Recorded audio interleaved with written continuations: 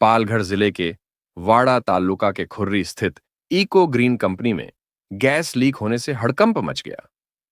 Gas की चपेट में कंपनी के मजदूरों के साथ पड़ोसी फैक्ट्री के 3 मजदूर भी आए। 2 पुरुष और एक महिला मजदूर को सांस लेने में तकलीफ के बाद अस्पताल में भर्ती कराया गया। बार बार गैस लीक की घटनाओं से मजदूरों और स्थानीय लोगों में डर का माहौल है। नागरिकों ने कंपनी के खिलाफ कार्रवाई की मांग की है। नेमकी काय प्रकरण घडलं आहे? आपण आता इथे कल्याणी हॉस्पिटलमध्ये इथे आलेलो आहोत. काय झालंय?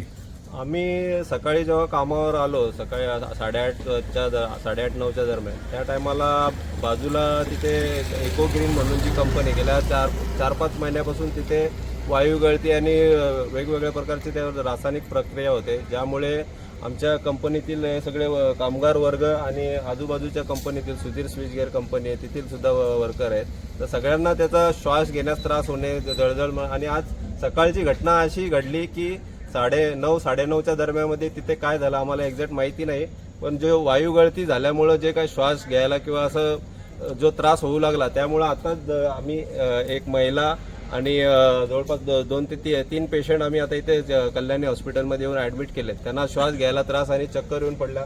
या महिला सर्व समक्ष होत्या, त्यांच्यासोबत काम करत होत्या. ताई, काय तिथे म्हणजे त्यांना त्रास काय झाला त्यांना तिथे? काय परिस्थिती निर्माण झाली होती तिकडे? डोळ्यांच्या कालोखाला वास येतो. सकाळपासून वास जास्त येतो, त्याच्यामुळे चक्कर आली त्यांना, श्वास घ्यायला त्रास.